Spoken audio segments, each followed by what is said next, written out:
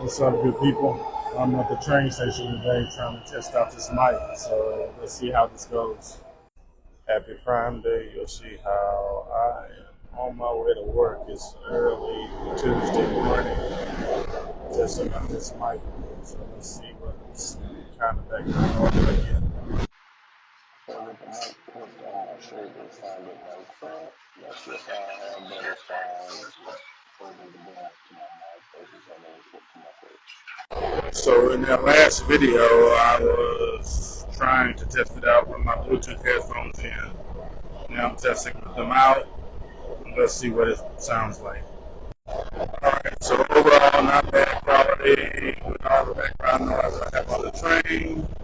Check out these mics in my Amazon storefront. Link is in the bio. Have a great day, people.